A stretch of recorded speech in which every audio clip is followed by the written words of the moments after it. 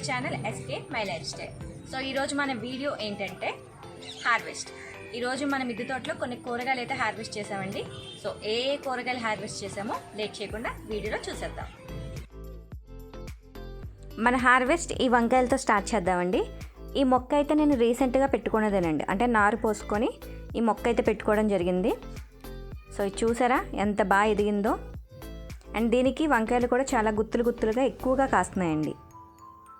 So దీనికి ఇప్పుడు స్పెషల్గా అయితే లిక్విడ్స్ అలాంటివి ఏమి ఇవ్వట్లేదు, ఎందుకంటే మనం రీసెంట్గా పెట్టుకున్నదే కాబట్టి ఒక 1 month వరకు కూడా మనం దాని నుంచి క్రాప్ తీసుకున్న తర్వాత నుంచి ఏ లిక్విడ్స్ అని ఇవ్వాలి. దీనికి కనిపిస్తున్నాయండి, చాలా వంకాయలు ఉన్నాయి, అవి కొంచెం ఎదగాలి. అండ్ చెట్టు నిండా చూసారు ఎంత పోతుందో. అండ్ ఈ మొక్కలన్నీ కూడా ఓల్డ్ వండి, ఒక 1 year బ్యాక్ పెట్టుకున్న మొక్కలు ఇవి. సో మనకి ఏ సీజన్లో అయినా సరే ఈ వంకాయలు అయితే కొంచెం కంటిన్యూస్గా వస్తూ ఉంటాయండి. అందుకే హార్వెస్ట్లో ఎక్కువగా మనకి వంకాయలు ఎక్కువ కనిపిస్తూ ఉంటాయి. ఈ చెట్టు కూడా చూసారా ఎంత పోతుందో. బట్ కొంచెం ఎండలకి సైజ్ అయితే బాగా తగ్గినాయండి. వంకాయలు ఇంతకుముందు అయితే కొంచెం పెద్దగా ఉండేవి, ఇప్పుడు సైజ్ తగ్గినాయి. అండ్ ఇది కూడా ఒకటే మొక్క అండి, ఎన్ని బ్రాంచెస్ వచ్చిందో. లీవ్స్ కూడా చూసారా ఎంత హెల్తీగా ఉందో. వంకాయ మొక్కలతో మనం ఎక్కువగా ఫేస్ చేసే ప్రాబ్లం ఏంటంటే అండి, మిల్లీబగ్స్. ఎక్కువగా మిల్లీబగ్స్ కనిపిస్తూ ఉంటాయండి. వైట్ కలర్లో ఉంటాయి కదండి, పిండి నల్లి అంటారు. సో అది వచ్చిందని మనకి ఇండికేషన్ ఏంటంటే ఆకులన్నీ కూడా ఏమవుతాయంటే కర్ల్స్లా తిరిగిపోతాయి, అంటే ముడతల్లా అయిపోయి లోపలికి చుట్టుపోయినట్టు అయిపోద్ది. సో అలాంటప్పుడు మీరు వెంటనే చెక్ చేసుకొని నీమ్ ఆయిల్ అది స్ప్రే చేస్తూ ఉండండి, లేకపోతే కొంచెం బూడిద తీసుకొని అది జల్లినా పర్వాలేదు. సో మొక్కల్ని మనం తరచుగా చూసుకుంటూ ఉండి వాటికి ఎటువంటి డిసీజ్ వచ్చినా రాకపోయినా సరే 15 daysకి ఒకసారి నీమ్ ఆయిల్ అనేది స్ప్రే చేసుకోవడం వల్ల ఒకవేళ ఏమన్నా ఇన్ఫెక్షన్ అది వస్తే తొందరగా తగ్గిపోతుంది, ఆర్ రాకుండానే మనం ముందుగా ప్రికాషన్స్ అనేవి తీసుకోవచ్చు.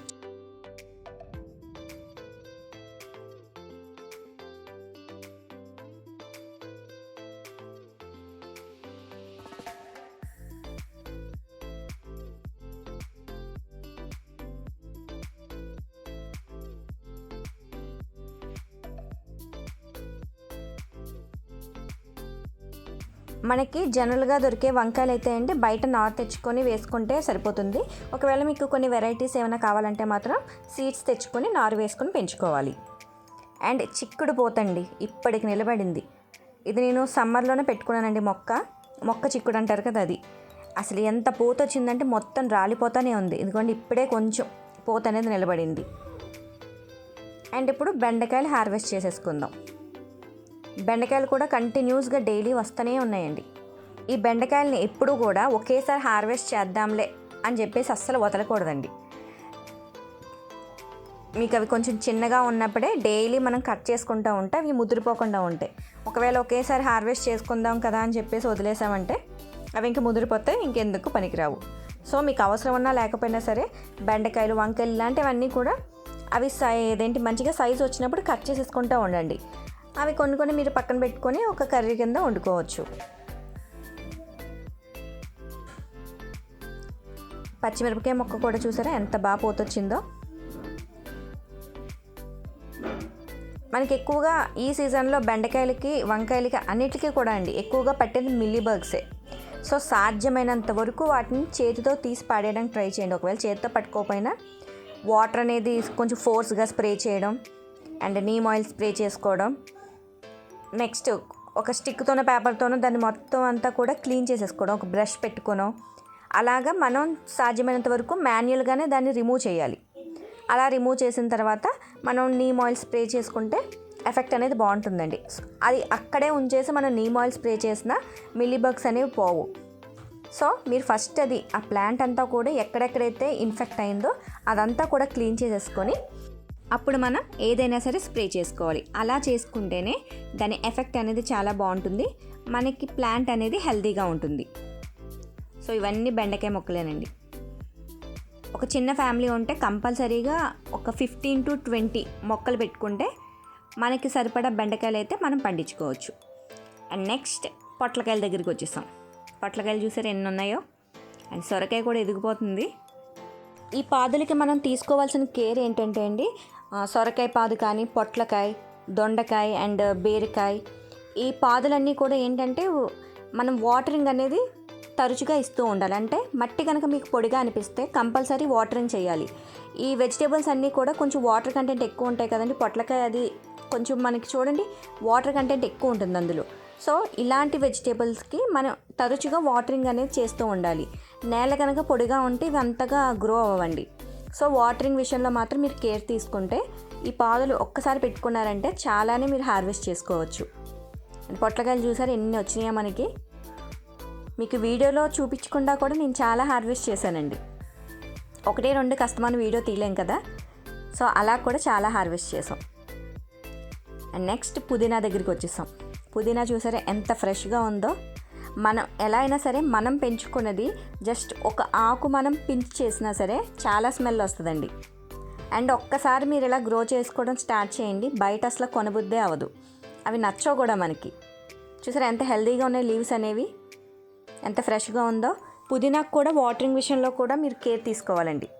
ఎందుకంటే దీనికి కూడా వాటర్ అనేది కరెక్ట్గా ఉండాలి. వాటర్ సరిగ్గా లేకపోతే ఆకులు అనేవి కొంచెం వడిలిపోయినట్టు అయిపోతాయి. సో కరెక్ట్గా మనం వాటరింగ్ అనేది చేస్తూ ఉంటే ఇంత హెల్తీగా పెరుగుతుంది. అండ్ ఇలా పెరిగిన తర్వాత మనం ఎక్కువ రోజులు కూడా అలా వదిలేయకూడదండి. అలా వదిలేస్తే ఏంటంటే ఆకులు అనేవి ముదిరిపోయి మనకి అదంతా కూడా ఎండిపోయినట్టు అయిపోద్ది. సో ఎప్పటికప్పుడు మనం ఇలా ఎదిగిన దాన్ని కట్ చేసుకుంటూ ఉంటే కొత్త స్టెమ్స్ అనేవి మళ్ళీ జనరేట్ అవుతూ మనకి మంచిగా హెల్తీగా లీవ్స్ అనేవి వస్తూ ఉంటాయి. దీన్ని అయితే అసలు కట్ చేయబుద్దే అవ్వలేదండి, ఎంత బాగుందో.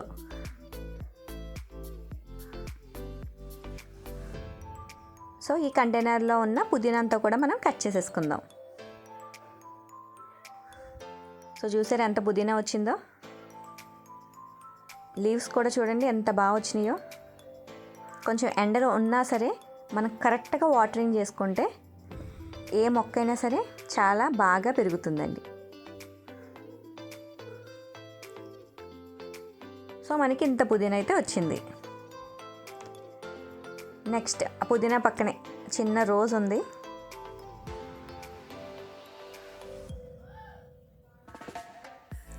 ఇది కృష్ణ తులసి అంటారు కదండి, ఆ మొక్క ఇది. చూడడానికి చూసారు ఎంత బాగుందో. అండ్ ఇది మనం నార్మల్గా తులసి మొక్క పెంచుకుంటాం కదండి, లక్ష్మీ తులసి అంటారు. ఇవి కూడా సీడ్స్ వస్తున్నాయండి. మన ఇంట్లో ఉండాల్సిన మొక్కల్లో ఈ తులసి మొక్క కూడా ఒకటండి. కంపల్సరీగా ప్రతి ఇంట్లోనే తులసి మొక్క అనేది ఉండాలండి. అండ్ ఈ ఫ్లవర్స్ చూసారు ఎంత బాగున్నాయో రోజెస్. ఈ రోజ్ ప్లాంట్స్కి కూడా నేను సపరేట్గా ఫర్టిలైజర్ అంటూ ఏమి ఇవ్వనండి. జనరల్గా మనం గార్డెన్లో ఏదన్నా ఒక ఫర్టిలైజర్ రెడీ చేసుకుంటే వీటికి కూడా అదే ఇచ్చేస్తాను. పుదీనా మనం ఏంటంటే ఒకే కంటైనర్లో వెయ్యాలి అని ఏం లేదండి. ఎక్కడైనా కొంచెం ఖాళీగా ఉంటే మనం ఒక 2 స్టెమ్స్ పెట్టినా సరే అది గుబురుగా వచ్చేస్తూ ఉంటుంది. ఈ టబ్లో ఆల్రెడీ నేను పసుపు దుంపలు పెట్టాను. సో ఇక్కడే నేను కొన్ని స్టెమ్స్ అనేవి ప్లాంట్ చేసాం. అండ్ ఇవేంటంటే పొనగంటి కూర. పొనగంటి కూర తినడం వల్ల ఐస్కి చాలా మంచిది కదండి. ఆ స్టెమ్స్ కూడా అక్కడ ట్రాన్స్ప్లాంట్ చేసాం. అండ్ ఇక్కడ కొన్ని దొండకాయలు ఉన్నాయి. ఇవి వస్తే ఒక 1/2 kg వరకు వస్తున్నాయండి, లేకపోతే ఒక 3-4. కానీ బాగానే వస్తుందండి. చిన్న మొక్క అయినా సరే చిన్న పాదు అయినా సరే చాలా బాగా వస్తున్నాయి కాయలు అయితే. ఇవైతే కూరకైతే సరిపోవండి, జస్ట్ చట్నీకి అయితే సరిపోతాయి. అండ్ చూసారా ఇవన్నీ కూడా పిందులే. ఇవి కొంచెం ఎదిగిన తర్వాత కోసుకోవచ్చు మనం. ఒకసారి ఈ అంజీర్ మొక్కను కూడా చూసేయండి. ఫ్రూటింగ్ చూసారా ఎంత బాగా వచ్చిందో. ప్రతి లీఫ్ దగ్గర మీకు ఒక ఫ్రూట్ కనిపిస్తుంది. సో ఇలాంటి టైం అప్పుడు మనం ఆల్రెడీ మన వీడియోలో చూసారు కదా, ఎగ్షెల్స్ వెనిగర్ లేకపోతే ఎగ్షెల్స్తో చేసిన పౌడర్ అలాంటివి ఇస్తే ఆ ఫ్రూట్స్ అనేవి మంచి సైజులో వస్తాయి. ఇది పెండ్లం అండి. ఈ కంటైనర్లో నేను పెండ్లం పెట్టాను, కనిపిస్తున్నాయి మీకు రూట్స్ అవిని. పాదు చూసారు ఎంత హెల్తీగా ఉందో. దీన్ని అలా పక్కకు అలా వేసేసాం. అండ్ ఇది అల్లం కూడా పెట్టుకుంటే అది కూడా చాలా బాగా ఎదుగుతుందండి. లీవ్స్ కూడా వచ్చినాయి దానికి. అండ్ ఈ మొక్క చూసారా కంద మొక్క. స్టెమ్ అంతా చూడండి ఏదో డిజైన్స్ వేసినట్టు ఎంత బాగుందో. అండ్ ప్లాంట్ కూడా చూడండి ఎంత బాగుందో. శంకు పూలు కూడా ఎక్కువ వస్తూనే ఉన్నాయండి. నెక్స్ట్ దాని పక్కన మీకు కనిపిస్తుందా, పాదు పక్కన ఇంకొక కంద మొక్క. ఇది ఇంకా విడుచుకోలేదండి. ఫస్ట్ మనకి కంద మొక్క ఎలా ఉంటుందంటే ఏదో బొకేలా ఉంటుంది, చూసారు ఎలా ఉందో. నెక్స్ట్ ఏమవుతుందంటే ఆ లీవ్స్ అన్నీ కూడా మనకి తెరుచుకున్నట్టు అవుతాయి. కానీ స్టెమ్ మాత్రం భలే ఉందండి, ఏదో పెయింట్ వేసినట్టు డిజైన్స్ కింద.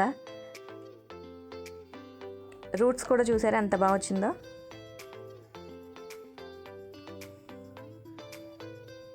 అండ్ బొబ్బర్ల పాదు కూడా ఇప్పుడే ఫ్లవరింగ్ అనేది స్టార్ట్ అయిందండి. సమ్మర్లో మాత్రం అస్సలు ఏదో కొన్ని వెజిటేబుల్స్ తప్పించి ఎక్కువైతే రాలేదండి. ఇప్పుడు మాత్రం మెల్లగా ఇప్పుడిప్పుడే అందుకుంటూ ఉన్నాయి. ఈ కంటైనర్లో చామగడ్డలు అంటే చామదుంపలు అంటారు కదండి, అవి పెట్టాం. ఇవి కూడా చూసారు ఎంత బాగా ఎదిగినాయో.